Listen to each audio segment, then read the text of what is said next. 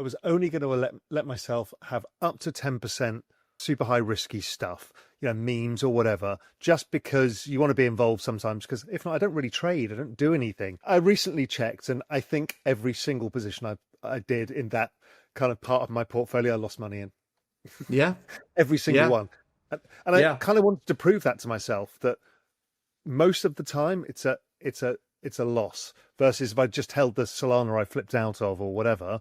Raoul Pal predicts Bitcoin could reach $250,000 thanks to increased global liquidity.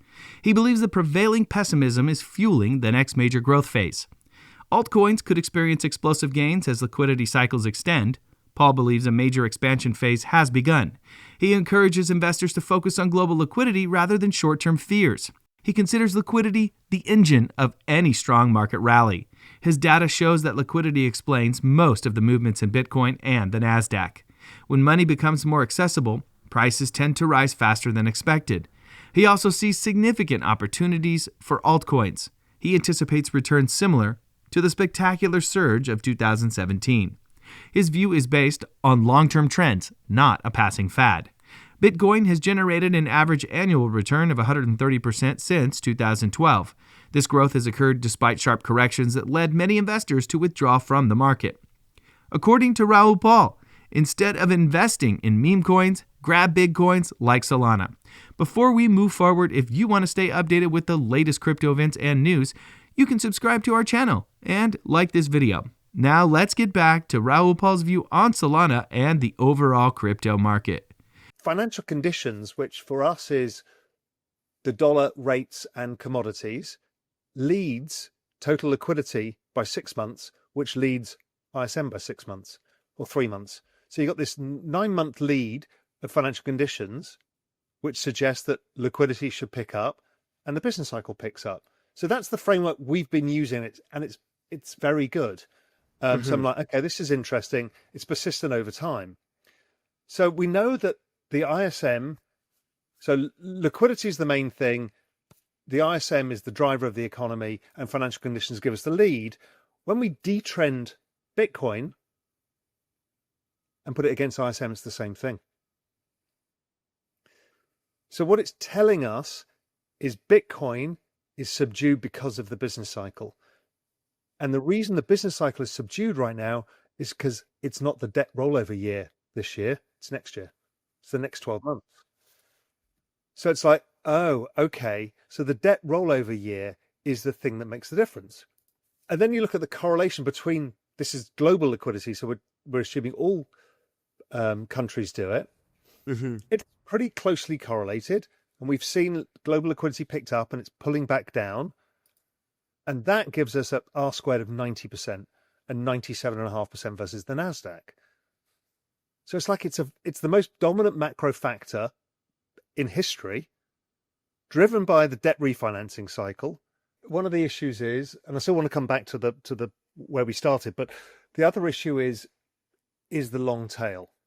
Yeah, the long tail's getting longer because there is so much issuance, and people become so believing that the long tail is their 100 or 1000x opportunity that they miss the main trade.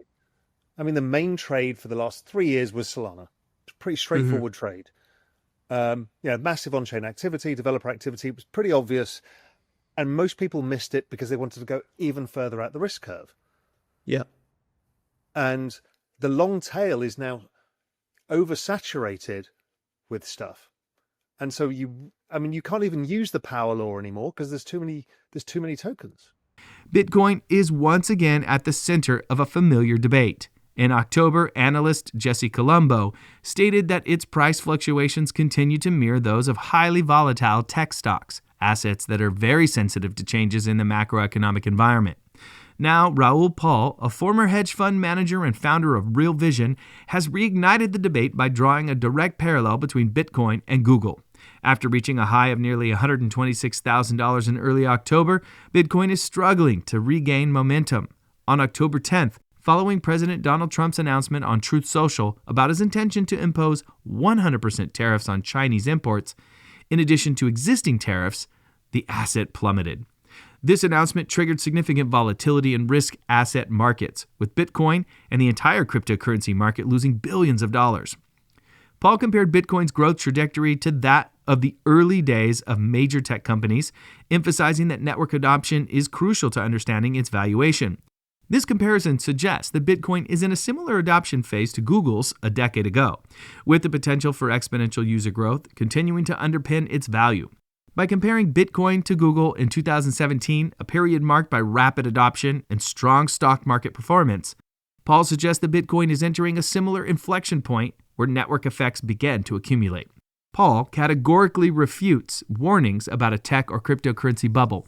He argues that we are staying within normal trend limits. According to him, price-to-earnings (PE) analyses overlook the influence of currency depreciation on prices. He also points out that Bitcoin follows its trend lines without reaching extreme highs. He connects all of this to global liquidity and debt cycles. His analysis presents current prices not as irrational, but as determined by precise mechanisms. Paul asserts that we cannot speak of a bubble in the markets as long as tech and cryptocurrency stocks remain within one standard deviation of their long-term trend. He contrasts this situation with the late 1990s when valuations skyrocketed, far exceeding the trend. He argues that the discourse surrounding speculative valuations ignores how weakening fiat currencies cause prices to rise faster than earnings. He argues that if the currency depreciates by 11% while the real economy grows by 2%, the PE ratio will double in approximately 8 years. He considers this denominator effect a key factor in rising prices. Furthermore, he highlights Bitcoin's position relative to the trend. He states that Bitcoin is currently less than one standard deviation away from its long-term channel. He predicts that, historically, it typically reaches 2 standard deviations, implying significant upside potential. Therefore, according to Paul, current cryptocurrency price levels are not the result of excessive speculation. They are mechanically linked to currency devaluation and the mismatch between income and inflation.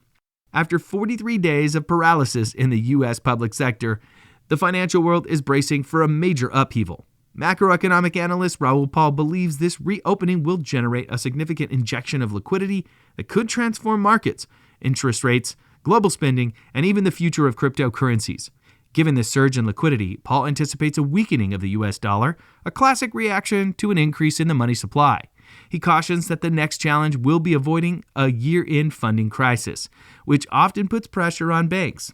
Early in the first quarter, Paul expects adjustments to the supplementary leverage ratio, SLR, which would allow banks to hold more bonds and expand their balance sheets.